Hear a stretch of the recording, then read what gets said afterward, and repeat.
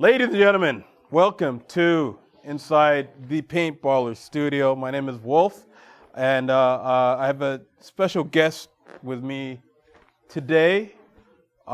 He is a pioneer of sorts. He is an outstanding, skillful player. He is an entrepreneur. He is a father, and he is a leader, both on and off the field. And he is also an inspiration and a mentor of mine personally. Ladies and gentlemen, can we please have a hand for Mr. Mike Phillips? Thank you.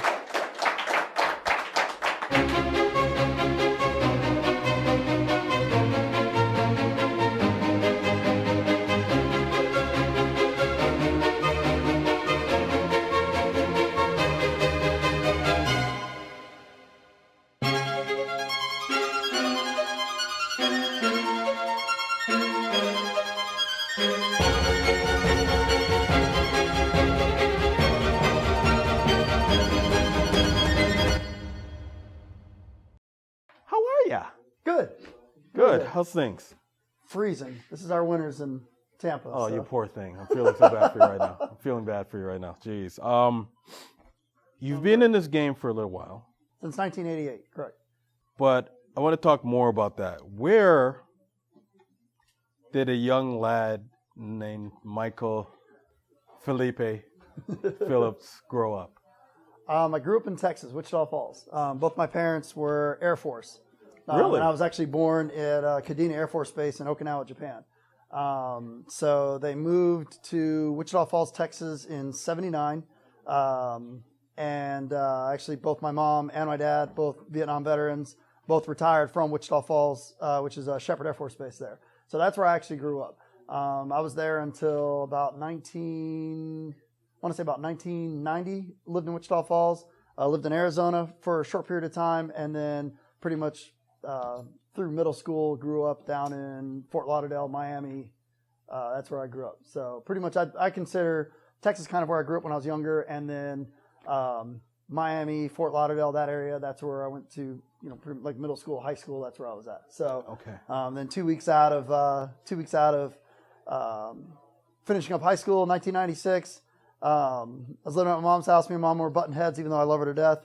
I couldn't afford hotels with all girlfriends, and I was too tall to be fooling around in cars. I'm like, I'm going away to college. She's like, you'll never make it in college. I went to the military when I was 18. You'll never cut it. I'm like, I'm going to do my best. You didn't 2 weeks get out of that high school. support. Yeah, 2 weeks out of high school. Well, she just didn't think I'd do it. So 2 weeks out of high school, moved up to Tampa, Florida. Fell in love with Tampa. Absolutely love Tampa. I'm a Tampa fanatic. That's where I've been since 1996. I absolutely love Tampa, and that's where I stay. So a lot of people, they don't quite understand the dynamics of what makes Tampa so great. You're right in the middle of Florida, and it's a great place if you're starting out in Florida, because you've got Tampa, which is right in the middle, which is a nice big city. It's a blue-collar city, so it's not a very expensive place to live. You've got Orlando, which is an hour away. You've got, Clearwater, St. Petersburg. Both of those are pretty decent-sized cities. You've got Sarasota and Bradenton a little bit further south. It's just a great place to get established as, an independent person trying to make it in the world. It doesn't cost a lot of money to live there. Opportunities are great. You don't need to make a lot of money to be comfortable there. And you got the beaches, great climate year round, awesome place to live. So you don't have a small stature.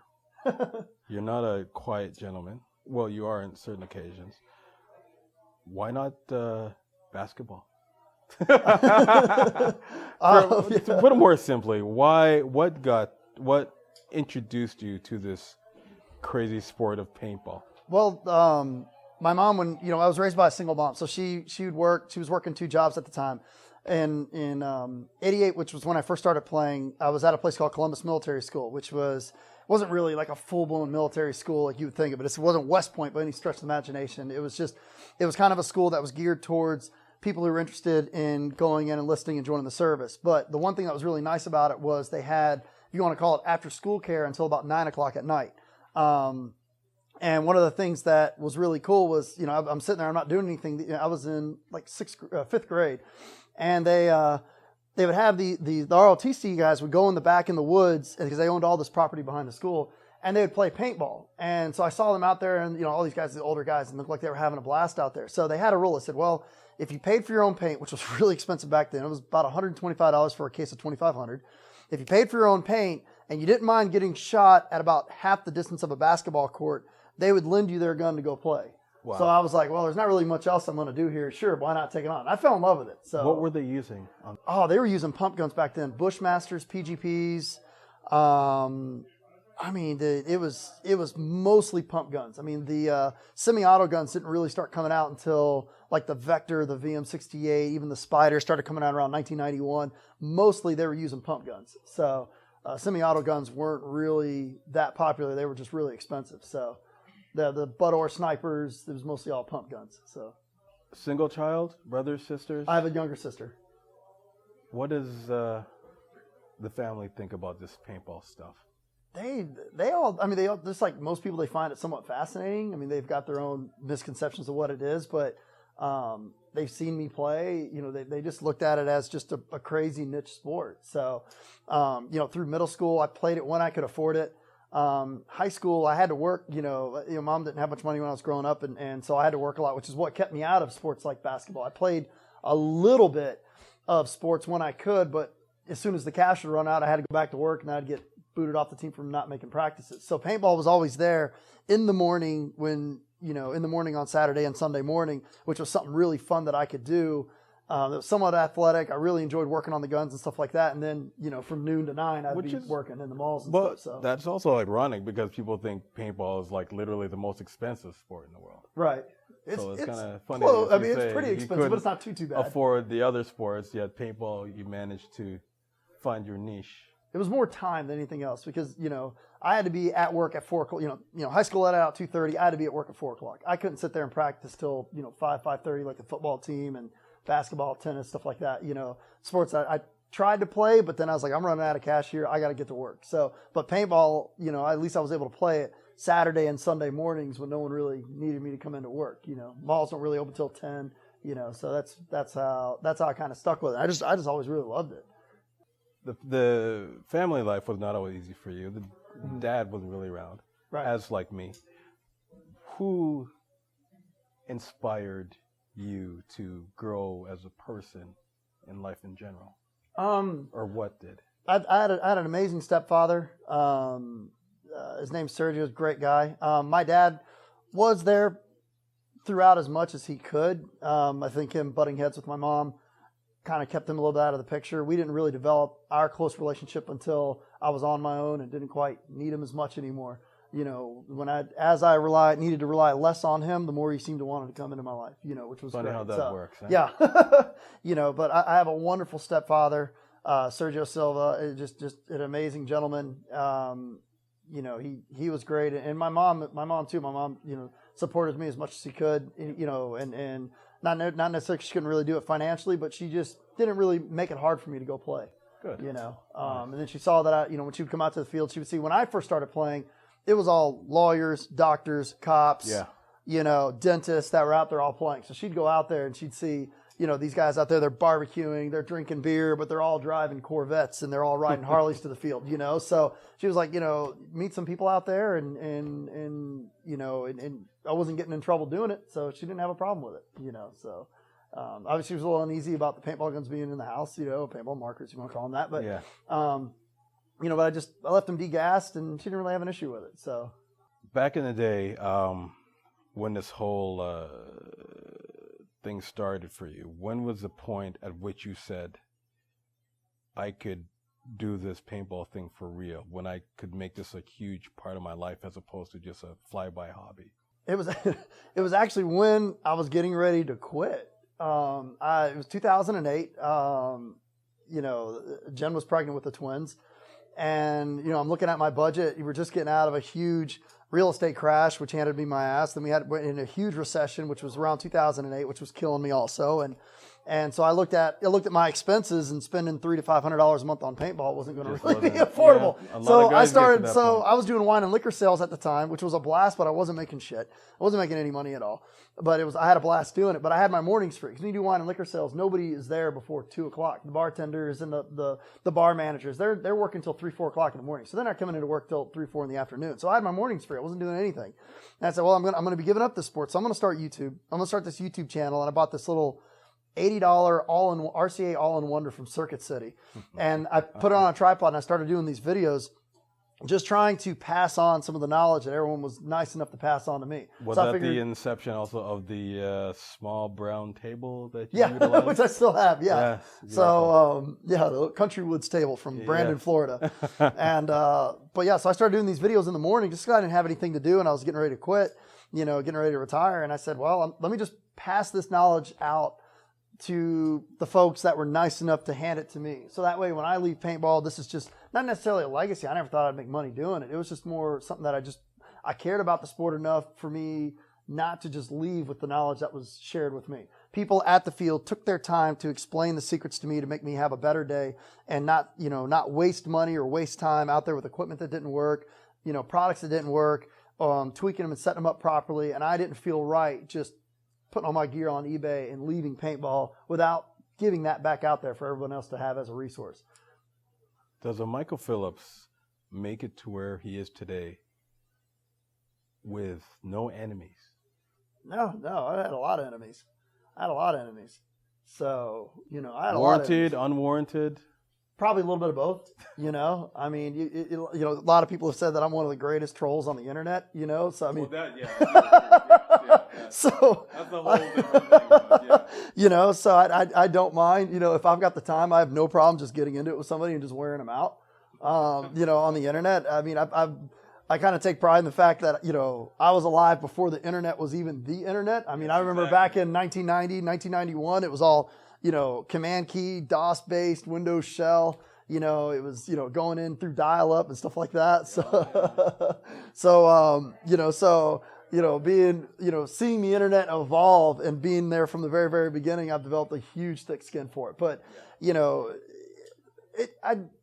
I think genuinely deep down, I think when the people that have the biggest problem with me are the people that have never come up to talk to me, and I've seen people that have PA systems and megaphones on the internet that never say a word to me in person.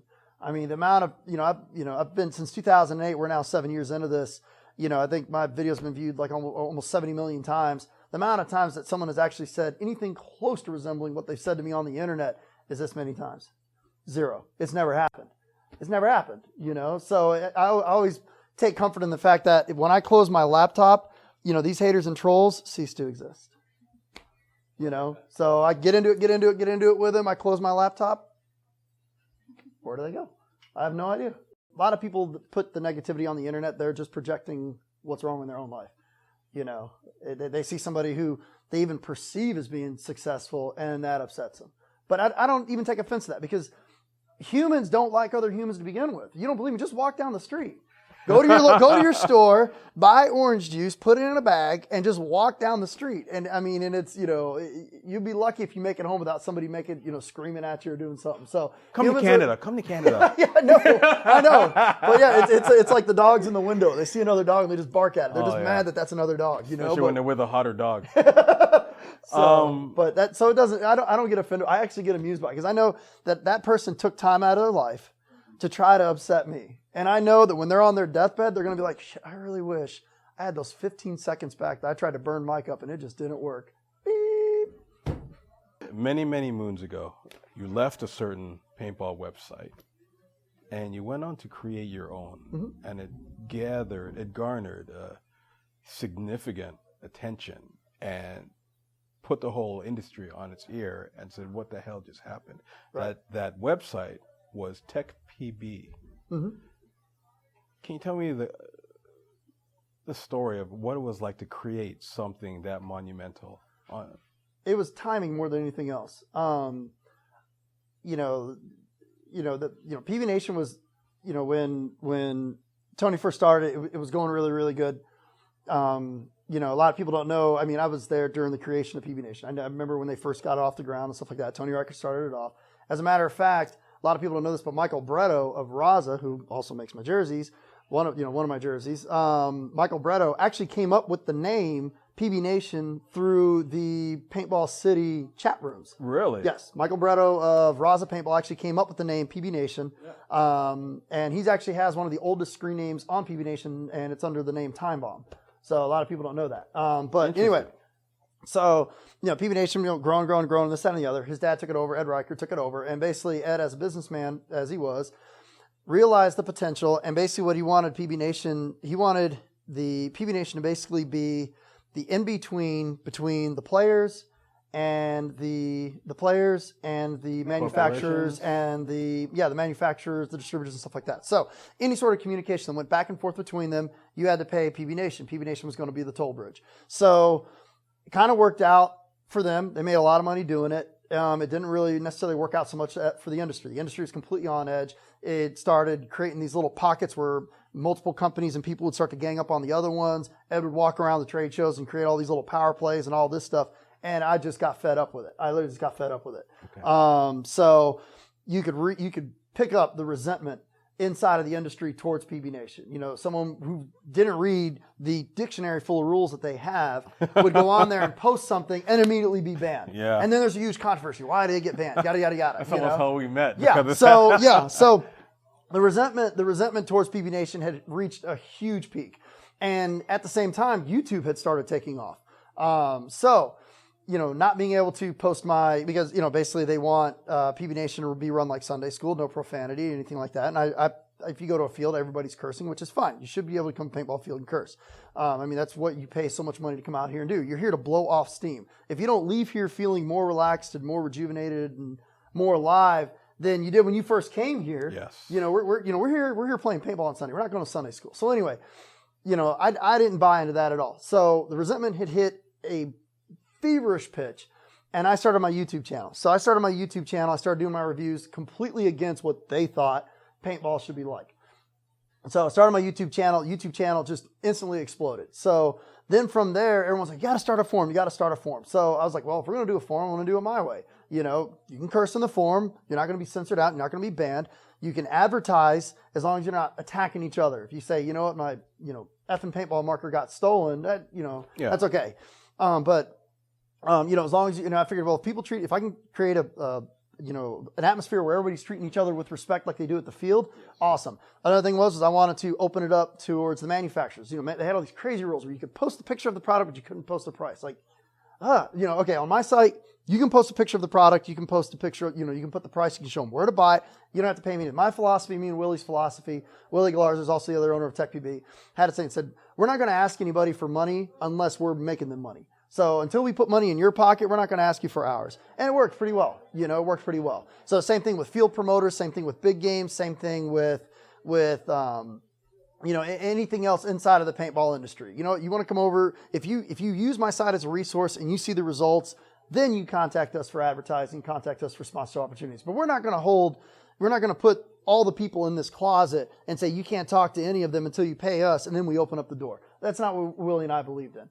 And it worked out great. Within like a year, we had 50,000 people come over, so, the site, they grew massive, and not only as the site grew, the YouTube channel also grew. So I think there was just that hunger inside of paintball to be treated like adults as a place to, not feel like you're going to get banned or attacked or anything like that for not paying these people.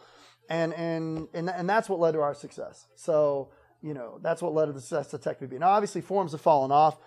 People prefer Facebook over forums, which is fine. I think it's a greater. Change. Yeah, people. You've got more control on Facebook than you do in the forums. Much more. Yeah. And you're not waiting on a moderator, to come home from work to make a decision on what exactly is going on. You don't like somebody, you can block them. It's immediate. Yeah. Yeah.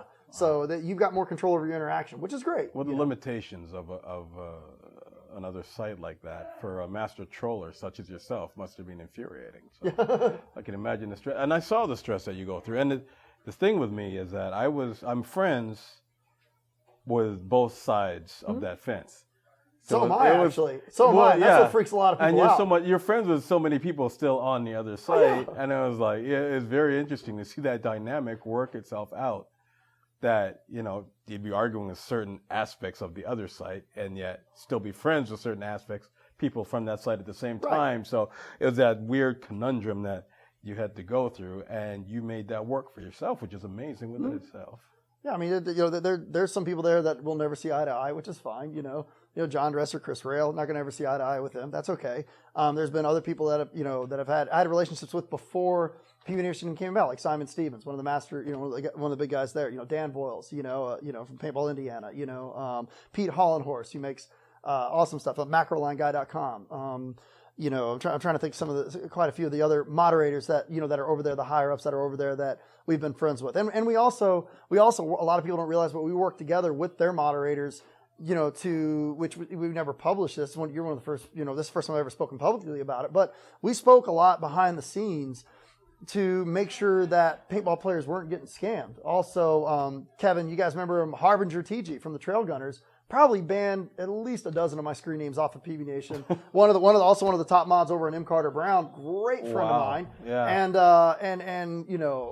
he served as like a mediator between us and M. Carter Brown. And believe it or not, there was this red phone highway that a lot of people didn't know about, where the three sites were working together to make sure, especially in terms of buy-sell trade, to make sure nobody was getting scammed. So we had mediators, people in the middle of all of this stuff, as someone would post a kind of a questionable listing over here, then they'd post it over there, then they'd post it on our site, and then we'd start talking to them, we'd all get together and talk about something funny's going on here. And I mean, we saved probably tens of thousands of dollars in for people nipping these scammers that tend to pop up in the forums, which they always do, but there's a lot more working behind the scenes between TechTV and PB Nation, TechTV and M. Carter Brown, than a lot of people ever realize. We never talked about it publicly. There's no need to. So why bring the dirty laundry? Yeah, it worked out. Yeah, it was fine.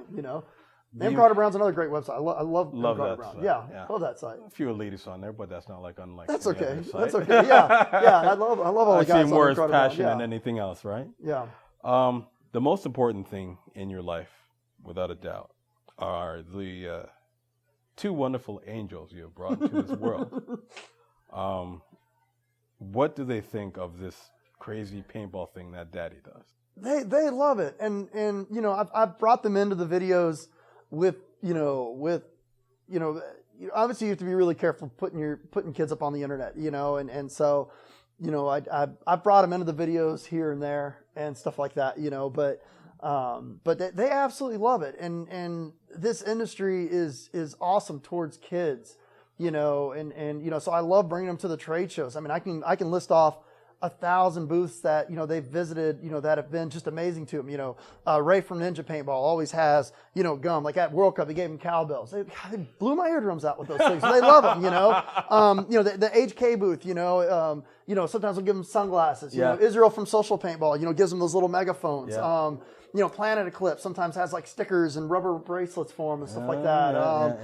Empire, I think, what did they give them one time? One time gave them an umbrella because it was really hot out, and they gave them an umbrella and they really liked that, So it's almost like Halloween for them. They're going around trick-or-treating and getting all these little goodies, but they absolutely love it, They absolutely love it. May I ask their age? They're 7 now.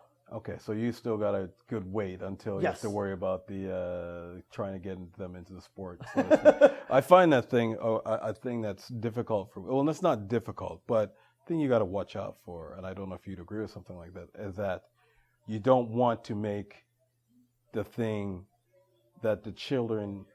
You don't want to make paintball a thing that your children hate because it's what took Daddy away. Sure. And you have to try and find that juggling experience. How do you find that? One, I try to give them as much notice as I possibly can when they're not going to see me. I find that. I also like for them to put me on a little treasure hunt of things that maybe they want to see if I can find. Like PSP Dallas, like they wanted pink cowboy boots and a pink lasso, and I'm like, where am I going to find this? I actually found it. Like I went to this cowboy outfitter right outside of PSP Dallas, this massive outfitter, and I actually found them pink boots, pink like real, leather boots, and a pink lasso. They were ecstatic. Well, there's a certain parts in Toronto you can find that. Hey, with the lasso. So, but giving them as much notice as possible, talking to them a lot when I'm gone. Finding little gadgets and souvenirs to bring them back. Like when I went to Canadian Carnage 3, they said, Daddy, we want a moose doll and Canada cookies. I'm like, where am I going to find this? It's about stereotypical as you can get it. I'm like, where am I going to find this? And all the guys, just stop by one of the truck stops. And sure enough, they had 2 little moose dolls and Canada cookies, So they like to send me on these little things, these little treasure hunts, and I kind of update them on, what I'm finding for them. But and also when I'm going to go do something that I can involve them in, like for instance, World Cup, which is about 45 minutes away from my house, I'll bring them, even if it's just for maybe an hour or two so they can see it. Hard commute, Jesus. Yeah. Okay. So that's typically how I do it. So I try to involve them, make it fun for them, give them as much notice as I possibly can, talk to them while I'm gone, and it works out great. I mean, I miss them dearly, I miss them dearly. Welcome to I know that. Yeah. I want to start ending out this wonderful interview with some classic questions evolved around the questions created by Bernard Kevo, one of the greatest interviewers. So they're just quick questions, like one word answers, or Okay. Have fun with it. What is your favorite object in the world? They'd be both my daughters. I mean, it'd easily be both my daughters. They're just, you think how much you can love something, and then you become a parent, and this whole door opens up to like the Atlantic Ocean of so. What is your favorite thing you like to hear a person say? Probably nice to meet you. What is your least favorite thing you'd want to hear a person say? That I sold out. What is something that is like music to your ears, that fills you with joy? That like touch on my face in the morning, my daughter saying, "Good morning, Daddy." I like that. What is something you love to do other than paintball?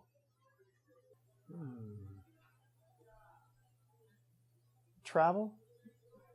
Never had much money to do it when I was younger, and now that I've been able to do it on a very limited basis because of paintball, I really realize how eye-opening it is something that you have to do it. What was the worst job you've ever had? Probably working in mortgages during the real estate crisis. Ooh, ouch. Yeah, those interest rates must have been fun to play with. Yeah, it was more the fact that all the companies were going out of business and you were losing your entire industry. So it's like being a plane mechanic and there's no more planes. And this is what you've been doing for 5 years, and there is no place to get hired. You went back to school and everything after that, sucker. Yeah. I said, I'll never be put in this position again. Went back to school and got a degree in accounting. What was something you gained in your life because of paintball?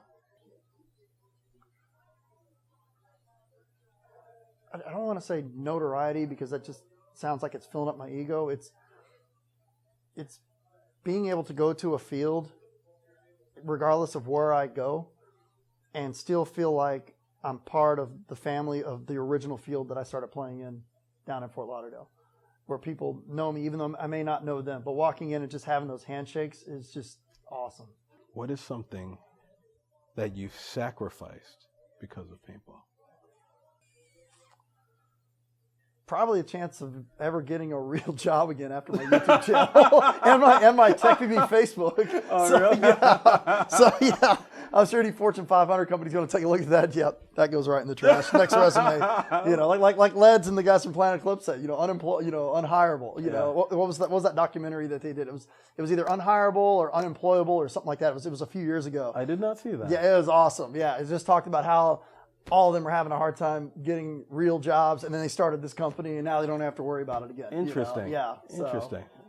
And last but not least, what is one thing that a player or someone on the field came up to you and said that stuck with you? Probably that, I just got shot out from, by Mike from TechPB. Or the exact opposite. As my hand goes up and I'm walking off, it could be the other way around where it's like, did I just shoot you out? I'm like, yeah, nice shot. Are you Mike? Yeah, that's me. Yeah, here's my thing. Well, that's what I love about the game is that it's the true equalizer, right? Yeah. Like I put on my show the other day when I shot out by an 8-year-old. Yeah. You know what I mean? So that's why people love the game. Yeah.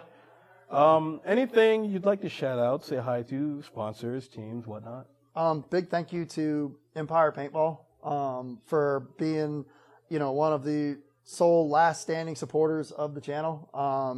You know, I don't have that many of them left. That's why I don't see as many videos. As, you know, once everybody saw the power of my channel, they they went out and created their own, which is great. You know, but Empire Paintball, a huge thing. yeah, Empire Paintball has been a huge supporter of us. They give us paint to do our video reviews and stuff like that. Die Paintball, right up there with a close second, has been another huge supporter. ANSgear.com has been a major supporter. They were our first advertiser that we had. You know, before we even got Empire, was ANSgear.com. Okay. Bill Wise and Peter from ANS Gear are just great guys. They've always taken care of me anytime I needed something. They've been a big supporter. But definitely those three guys taking really good care of me as well. Those are probably the biggest three inside of the industry that I want to say thank you to. Definitely, you know, my daughters are back in Madison. You know, the weekends that I can't spend time with them, you know, that definitely hurts. They've been really patient and they always welcome me with open arms. And nice. Yeah, love them to death. Beauty. Where do you see yourself in 5 years? I don't know, maybe biggest airsoft supplier in the world. No, I have no idea. I'm just going to keep doing this with paintball. I mean, I think paintball needs to do some soul searching now. Obviously, the industry is consolidating quite a bit. We need to get the party back into paintball. It's what drew me in '88. Yep. When I got to the paintball field in '88, you know, these guys were out there smoking cigars, smoking cigarettes. Some were smoking pot. They were drinking beer. They were all cursing. They were having barbecues. The they were fighting on the thing. field. Yeah. And I was like, man, this is cool. You know, there's one thing. When you're open-minded, it's okay. You know, what makes kids want to play is when adults are doing it.